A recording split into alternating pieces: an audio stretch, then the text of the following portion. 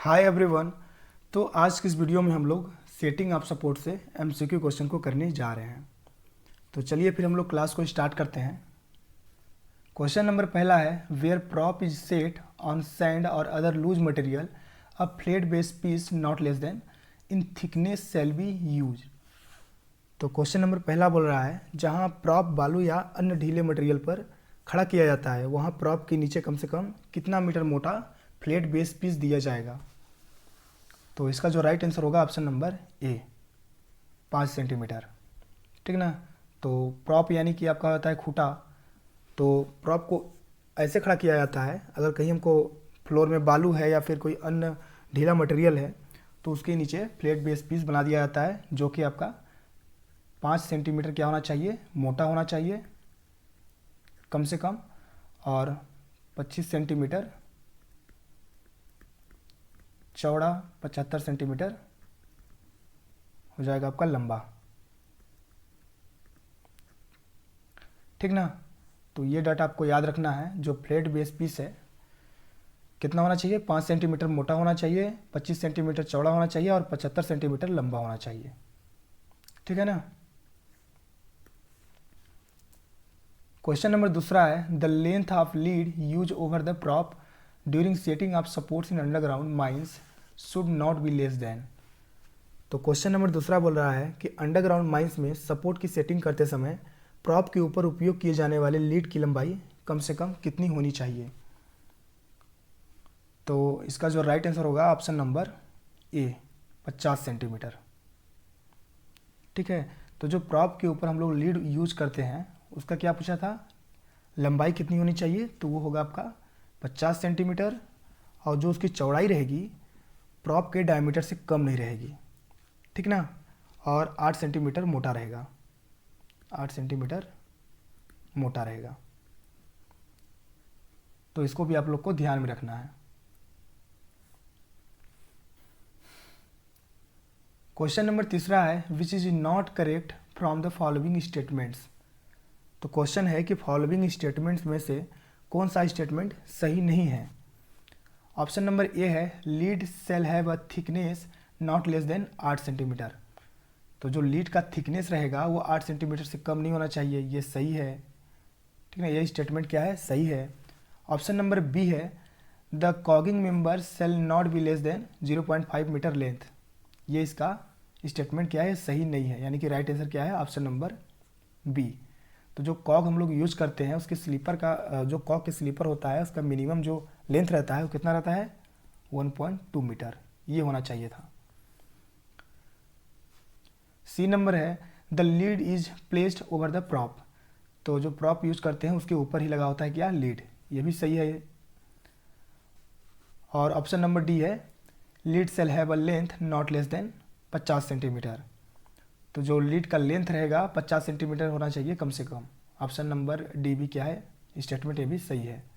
जो हमारा wrong statement था वो क्या है, option number B.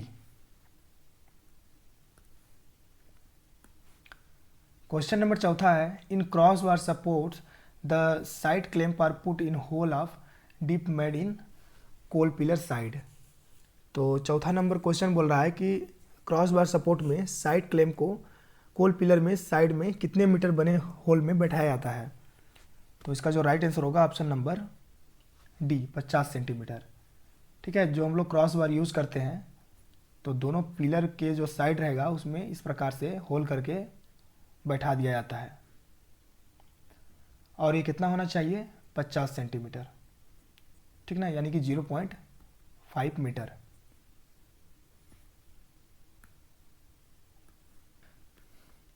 Next question है, in safari supports minimum number of leggings shall not be less than and the leggings shall be made and kept tight against the roof.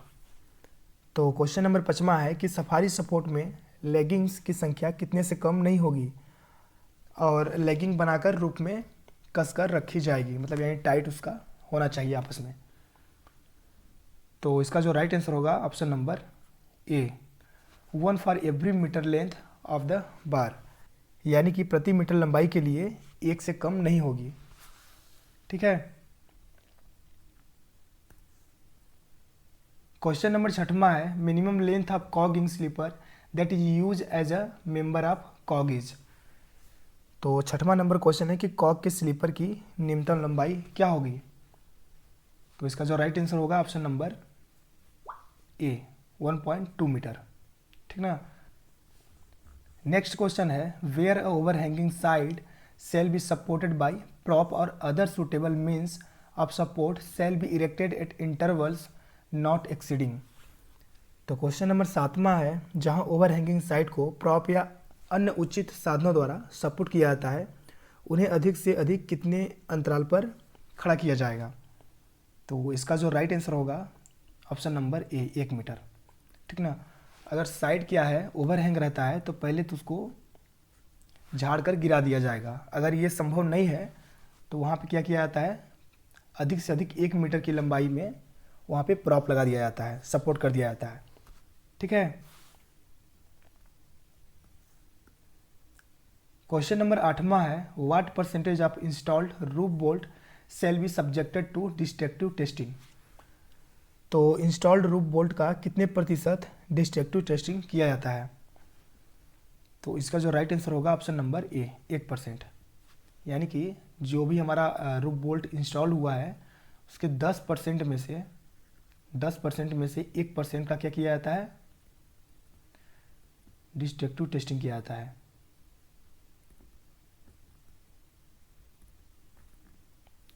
ठीक है। Question number 9वां है the minimum load bearing capacity of steel prop shall be. तो steel prop की minimum load bearing capacity क्या होगी। तो इसका जो राइट आंसर होगा ऑप्शन नंबर डी 20 टन, ठीक है ना। तो इसको आप लोग को याद कर लेना है।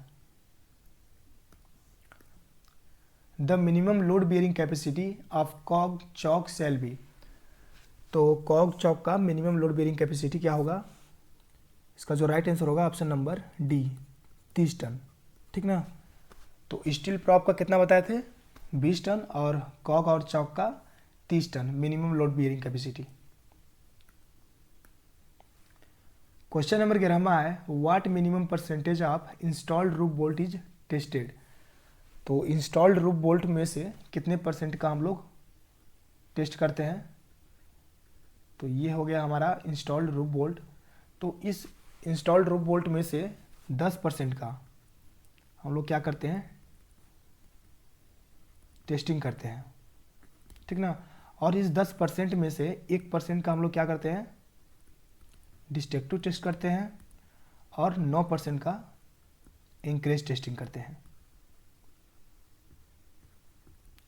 ठीक है ना। तो ये आपको ध्यान में रखना है 10% का हम लोग टेस्टिंग करेंगे जिसमें से 1% हमारा रहेगा डिस्ट्रक्टिव टेस्टिंग, यानी कि उसमें तब तक वहाँ पे लोड दिया जाएगा जब तक कि वो जो रॉड है वो बाहर न निकल जाए।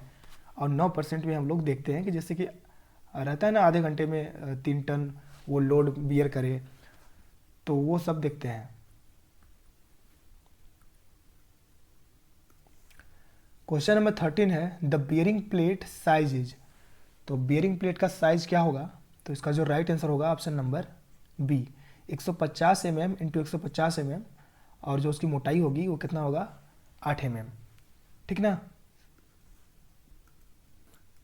क्वेश्चन नंबर 14 है the length of the bolt should be at least of the width of the roadway. तो क्वेश्चन नंबर 14 बोल रहा है कि बोल्ट की लंबाई रास्ते की चौड़ाई से कितने से कम नहीं होनी चाहिए। तो इसका जो राइट आंसर होगा ऑप्शन नंबर सी 1/3, यानी कि जो बोल्ट की लंबाई होगी रास्ते की चौड़ाई से 1/3 से कम नहीं होनी चाहिए, ठीक है। ऑप्शन नंबर राइट हो गया इसका सी।